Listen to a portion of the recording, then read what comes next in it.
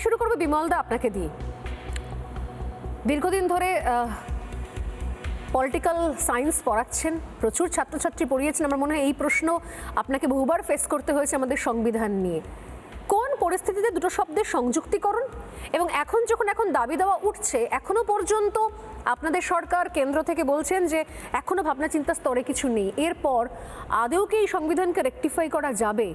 যে সংবিধানে দুটো শব্দ সংযুক্তিকরণ হয়েছিল সেই শব্দগুলোকে সামনে রেখে আদৌ দেশ উন্নতির পথে এগোচ্ছে, নাকি নির্দিষ্ট একটা শ্রেণী তারা তোষণের সুবিধে নিয়ে যা খুশি তাই করার ছাড়পত্র পাচ্ছে? কোনটা? সেকুলারিজমটা পরে আসছি, যখন আমরা সোশ্যালিস্ট কথাটা আলোচনা করলাম, সঙ্গে রাখলাম, ওইটা একটু আলোচনা করে নিই, তারপর না সেকুলারিজম নিয়ে আসবো, কারণ এটাই সবচেয়ে বেশি বিতর্কিত। যদিও সমাজতন্ত্র এই শব্দটা ঢোকানোটাও কম বিতর্কিত ছিল না।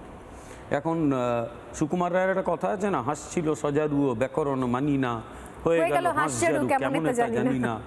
এই আমাদের সংবিধানে সোশ্যালিজম শব্দটা ওই সুকুমার রায়ের হাসজারু মার্কা। কেন? কারণ আমরা যারা রাষ্ট্রবিজ্ঞান একটু একটু পড়েছি, আমরা জানি যে সমাজতন্ত্র একটা বিশেষ ধরনের রাষ্ট্র ব্যবস্থাকে বোঝায়। ভারতেও ছিল, কিন্তু ভারতে সমাজতান্ত্রিক ভাবনা ছিল না, ইউজুয়ালি সমাজবাদী ভাবনা ছিল।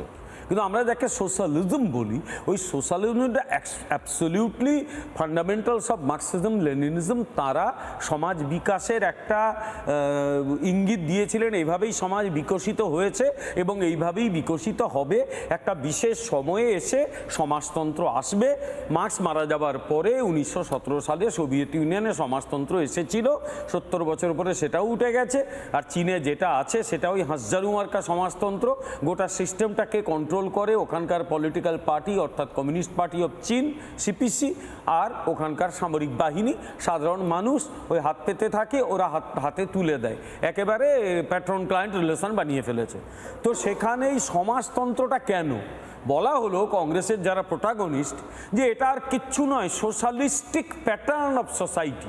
অর্থাৎ আমরা পুরো সোশ্যালিজম আনবো না, আমরা এক ধরনের সোশ্যালিস্টিক প্যাটার্ন, সমাজতান্ত্রিক ধাঁচের সমাজ ব্যবস্থা। আচ্ছা, তাও যদি মেনে নিই যে নেহেরু এখানে কিছুটা সমাজতন্ত্র ফলো করার চেষ্টা করেছিলেন, পঞ্চবার্ষিকী পরিকল্পনা ইত্যাদি ইত্যাদি, তো এখানে নরসিমহা রাওয়ের নেতৃত্বে যখন আমরা একেবারে উদারনৈতিক অর্থনীতিতে ঢুকলাম, বিশ্বায়ন এলো, তারপরে এই সমাজতন্ত্র নামক জিনিসটি কেন রয়েছে? এখন ডেফিনেটলি কেন্দ্রীয় সরকার যেটা বলেছেন যে এই মুহূর্তে কোনো পরিকল্পনা নেই, কিন্তু আমি একজন অধ্যাপক হিসেবে আজকে বলছি, আমাকে যদি অধ্যাপক হিসেবে বেশি করে ধরে নাও সবচেয়ে ভালো হয় আমার পক্ষে আলোচনা করাটা, যে এই সোশ্যালিজম শব্দটা একেবারে ময়ূর পুচ্ছধারী কাক বা কাকের পুচ্ছধারী ময়ূর, এর কোনো বাস্তব ভিত্তি নেই। আর এমনিতে গোটা পৃথিবীতে এই কমিউনিস্টরা একটা হাসির খোরাক, এই সমাজতন্ত্র এই শব্দটা ভারতে এনে সেটাও হাসির খোরাক হয়েছে। তখন ইন্দিরা গান্ধীর একটা ছিল, দায় ছিল নিজেকে সমাজতান্ত্রিক প্রতিষ্ঠা করা সোভিয়েত ইউনিয়নের সামনে, তিনি করেছেন। কিন্তু মেন যেটা আলোচনা আমি আজকে করব সেটা হচ্ছে এই সেকুলার। তুমি একটু আগে বললে মাক্কু সেকু, এই সেকুলারিজম নিয়ে মাক্কুদের মানে সিপিএম বা বামপন্থীদের খুব চিন্তা ভাবনা থাকে আর কি, আর থাকে কংগ্রেসিদের। এখন এটা নিয়ে এই পশ্চিমবঙ্গের শাসক দল, তারা না মাক্কু না সেকু, এরা সব ফেকু। তার কারণ এরা কিছু জানেও না, কিছু বোঝে না, এই জন্য ওদের আমি ফেকু বলি। তো ফেকুদের কথা না হয় বাদ দিলাম, তো মাক্কু সেকুরা এরা সেকুলারিজম বলতে কি বোঝে? হঠাৎ করে এই সেকুলার শব্দটা ঢোকানো হয়েছিল কেন? আমি বলছি আর্টিকেল 25, 26, 27, 28, বিশেষত আর্টিকেল 25 অরিজিনাল কনস্টিটিউশনেই যা যা আছে তার মধ্যেই এখানে সেকুলারিজম শব্দটা রাখা ছিল, ভাবনাটা রাখা ছিল, একদম যে প্রত্যেকে সব কথা বলতে পারবে, নিজের ধর্মাচরণ করতে পারবে, সে প্রচার করতে পারবে, প্র্যাকটিস করতে পারবে ইত্যাদি ইত্যাদি, সাবজেক্ট টু পাবলিক অর্ডার ইত্যাদি ইত্যাদি, এইগুলোতে রাখতে পারবে। তো হঠাৎ করে এখানে সেকুলারিজম আনার দরকারটা কি ছিল? ছিল একটাই, জরুরি অবস্থায় ইন্দিরা গান্ধী যে পাপ করেছিলেন আর কি, তুর্কমান গেটে মুসলিম বস্তি ভেঙে গুড়িয়ে দিয়েছিলেন, তার একটা দায় ছিল মুসলিম সম্প্রদায়ের সামনে নিজের সেকুলার ইমেজটা তৈরি করা। কারণ নাশবন্দি নিয়ে ইতিমধ্যে গোটা ভারতবর্ষে আগুন জ্বলছিল। তুর্কমান গেট সঞ্জয় গান্ধীর নেতৃত্বে গুড়িয়ে দেওয়া হয়েছিল, ম্যাক্সিমাম সেখানে আঘাত পেয়েছিল মুসলিমরা। তাদের সামনে নিজেকে একটা সেকুলারিজম, আমি তোমার রক্ষক, এইটা একটা করার দরকার ছিল, ওই জন্য করেছিলেন। এবং সেই সময় এমার্জেন্সির পরে সমস্ত রকম তার সমর্থন, তার সাপোর্ট সবকিছু বিগড়ে গিয়েছিল, একদম ভারসাম্য নষ্ট হয়ে গেছিল, সুতরাং সেই সময় মুসলিমদের পাশে রাখাটা বিশেষ জরুরি হয়ে আর্টিকেল পড়েছিল। 25 থাকলেই হতো। কিন্তু আমি একটা কথা বলি, কংগ্রেস দলের কাছেই আমার প্রশ্ন এবং এই বামপন্থী দলের কাছে। আচ্ছা, আর্টিকেল 25 এর প্রতি ওদের আস্থা না হয় নেই, সেকুলারিজম মানতে হলো। যখন শাহবানু মামলায় সুপ্রিম কোর্ট রায় দিল যে তোমরা গোটা দেশে ইউনিফর্ম সিভিল কোড চালু করো এবং মুসলিম মহিলাদের যা ক্ষতিপূরণ এবং তাদের হাজব্যান্ডের সঙ্গে সেপারেশন হলে তাদের মাসে টাকাটা দেওয়ার বন্দোবস্ত করো, ক্ষতিপূরণ, কে মুসলিম উইমেন বিল এনেছিল? কংগ্রেস।